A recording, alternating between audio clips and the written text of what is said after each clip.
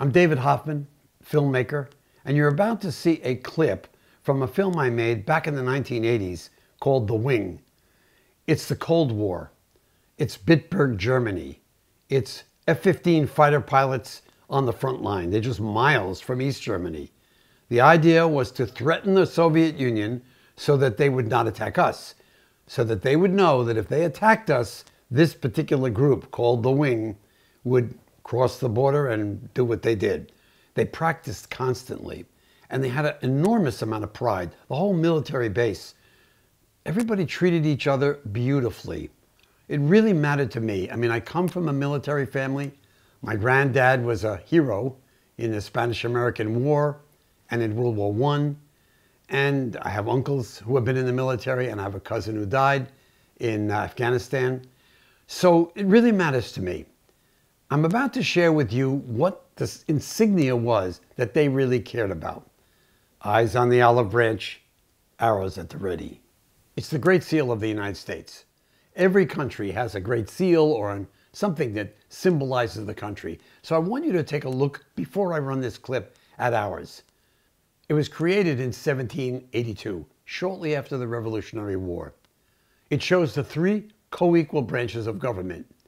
The head of the eagle, the president, the top shield showing Congress, the tail feathers for each member of the Supreme Court. There were 9 at that time.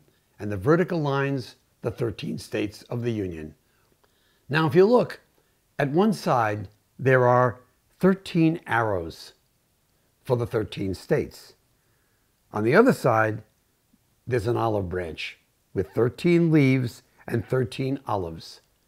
Notice that the eagle's head is looking at the olive branch. Peace.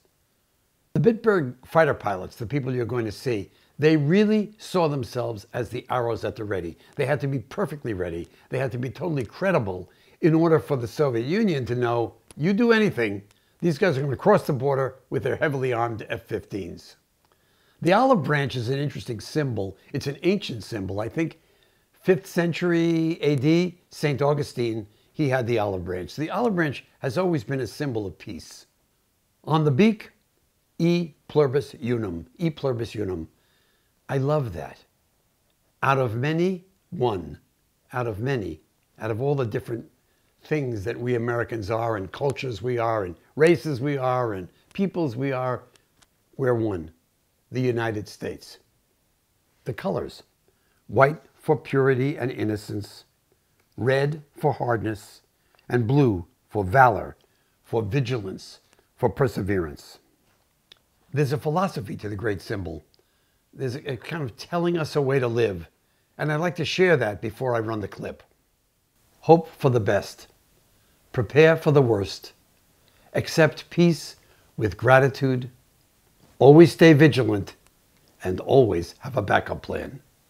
Eyes on the olive branch, arrows at the ready.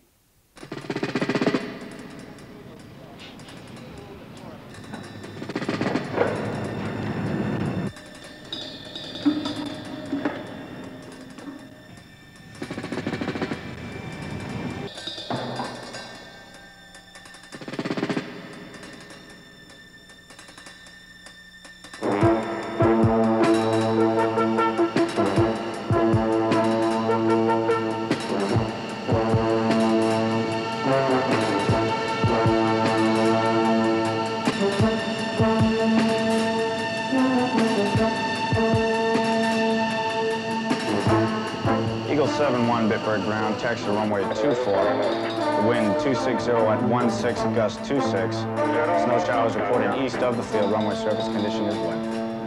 Bitburg, request release, Eagle 412 F-15s, clear off 1 departure.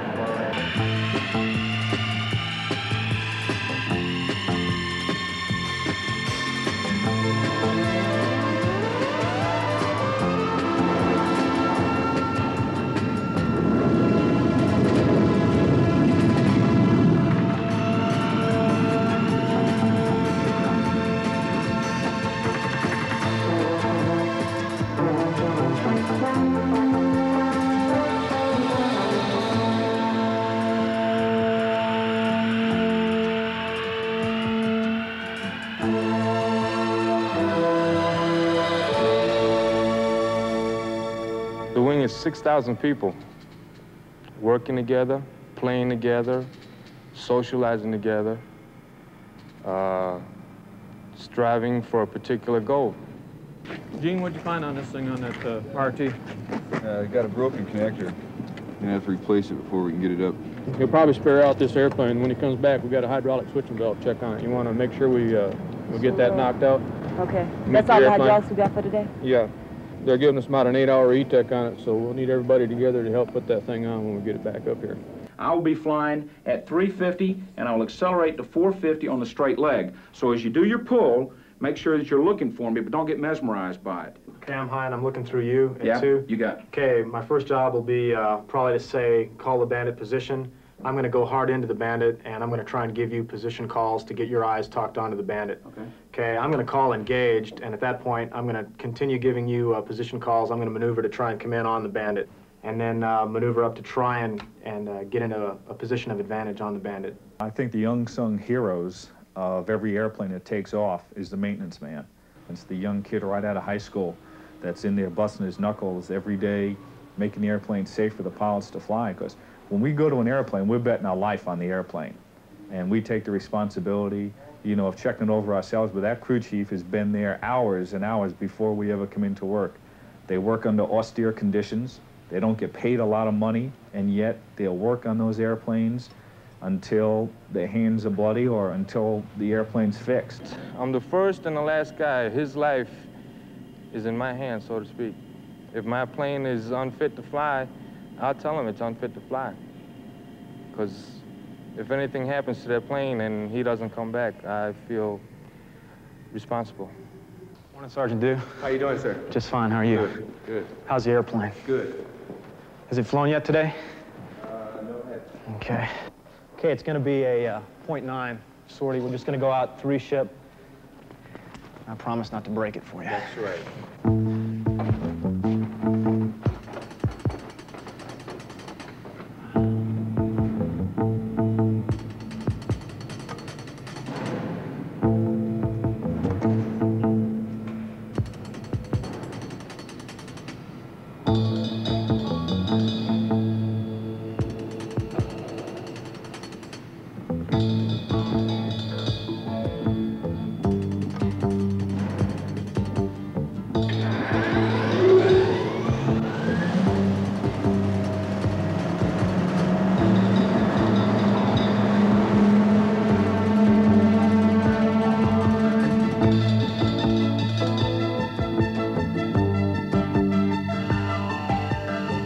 Every time one of these F-15s take off, I'm 18 years in the service, and I'm just like a little kid who's never seen an airplane fly before. It just gives me a sense of pride that, hey, this section and this place here has done their job. And yeah, I get goosebumps.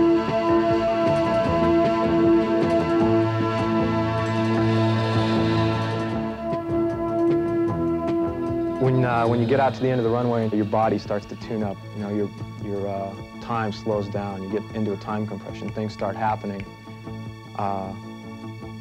You start to shed a lot of things back behind you. And all you're focused on is the coming hour, what you briefed in the mission. And everything else, you know, problems balancing your checkbook, everything else is gone. Lead takes off. And you see him hold it down on the runway, build up his airspeed.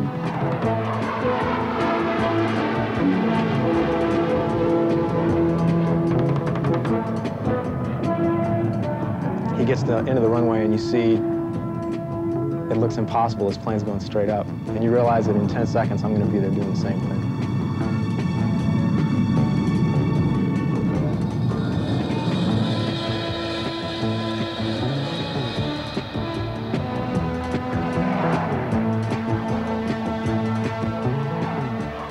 When you get the gear and flaps up, you're following him right along, and he is 2 miles above you. And you go, I'm going to be up there. Pull your nose straight up, and the world is just a flat plate below you. You're pointed straight up, and you can actually see it sinking away, as if you're in a rocket going up. And your lead is starting to roll out to level. then you climb up, then you roll out level, and all of a sudden, you're 10,000 feet above everything else. Okay, Claw, I've got a single target, 20 right, 15,000 feet, range 20 miles. Okay, Claw's got a single target, same for 31,000 feet. And we are ready to play.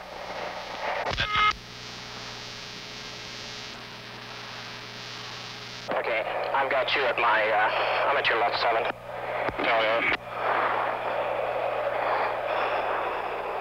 Okay, Claw, I'm going to put him on the side of my scope to avoid the Fox 1 going left. Eyes open, he should be right behind us. Okay, here's one go, right below us now, tally her 1. Okay, we've got a short, tally 1, Fox 1.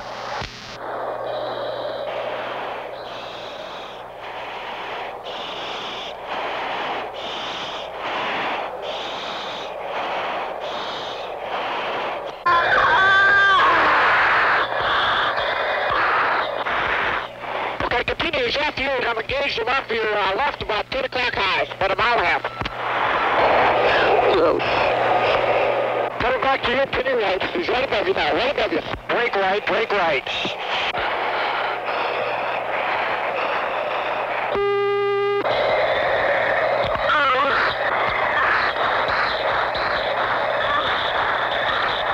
He's on me. Continue.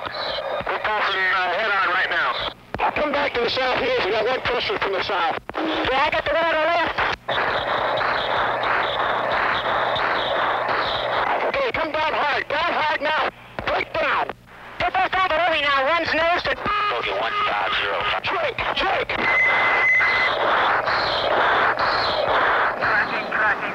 kill. 1 kill. Okay, knock it off. Ready, knock it off. You got me again, Ripcord. Flying fighters today is probably the purest form of combat, and that I realize that when I enter the aerial arena, that regardless of the odds, that there's a fairly good chance that it will all boil down to me and my airplane against an opponent and his airplane, and that only one of us will leave the fight. The opportunities for both of us to get away will probably be remote, so I have to be ready when I go in, mentally and physically, to know that if I don't win this fight, there may not be any others to follow. I believe anybody that's been in combat will be only more than happy to tell you that he probably does not want to go through the experience again, because it's a very painful experience.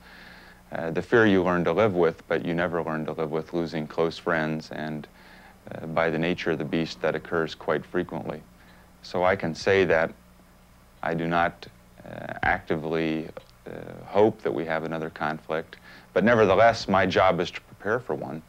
And if I look at the current world situation and assess that there will be no conflicts in the future, then really there's not much meaning to my job. So I have to be ready to go fight. And if I'm called upon, of course, I'll be the first one to volunteer to go, because that's essentially what my mission is. But to desire it, I think, is something that's far different. And I don't believe that people that have been there before are very eager to face that type of situation again. You know, my dad told me something once that was, and I still remember it quite vividly, is I fought in a war so that you wouldn't have to.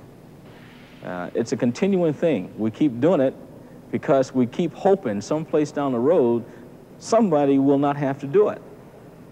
It hasn't worked yet. We've always been involved in some skirmish or someplace, so to say that there won't be a war or there will be a war, I think is kind of up in the air. We don't really know. But I will say this, if it happens and we have to fight in it, I'll be there. Okay, down to 1. Looking for spaceships. Your beer? We're probably drinking. Oh, kill! Get out of the way. Okay, Dugan. There. Okay. I thought we had to get ready. Dugan is up. Yeah, a lot of points on this one. Shoot for all the big ones, Dugan. They're the rocks. Yeah. They're the rocks, Dugan. You gotta shoot the rocks, not the blank spaces. Well, 830 points. I'm really racking it up. The people who live in New York City or something like that, they always seem to be there stationary, but yet they don't know the people across the street. They don't know who lives down the road. They don't know who's running the store that they always go to. Well, we're only here a short time, but I think we know more about the people around us than anybody anyplace else. It's not that we're forced into it, it's that we want to. I have never lived in a community where people take care of each other as much as they do in the military. And that goes for, from the 1 striper right up to the 4-star. If there's something that needs to be done, I can guarantee you the military family will do it. It's hard to explain, hard to put into words what the feeling is about people that care for each other and care for seeing that a job gets done despite lousy weather, cold, damp conditions frequently in the wintertime, working weekends and night. But they see it as something that's important, that is satisfying, and they know that if anything goes wrong, somebody's going to help them out.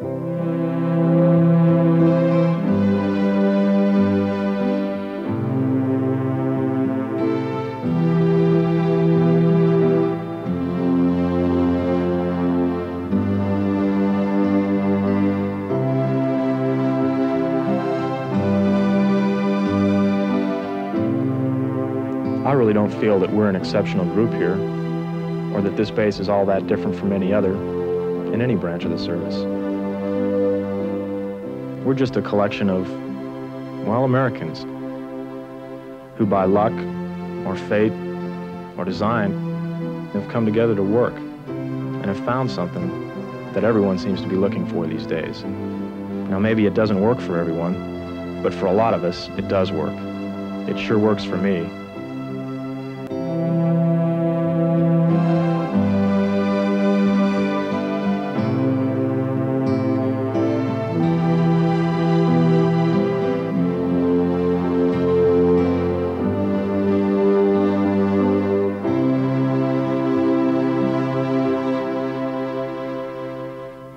I don't know how to describe it. It's a personal feeling. It's a feeling that I've done something. The guys I work with have done something.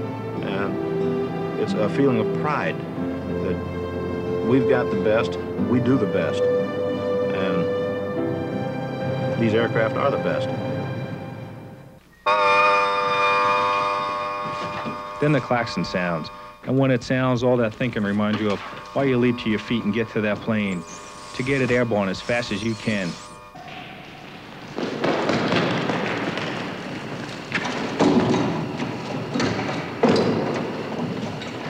You hope this is just another practice and not the real thing, because sure as hell you don't want to lose any of those things you've been thinking about. That's why you practice. And practice till you're part of the plane and the plane is part of you. Because you know the best way to make sure a war never happens is to let the other guy know, without a doubt, that if he tries anything, he's up against the best.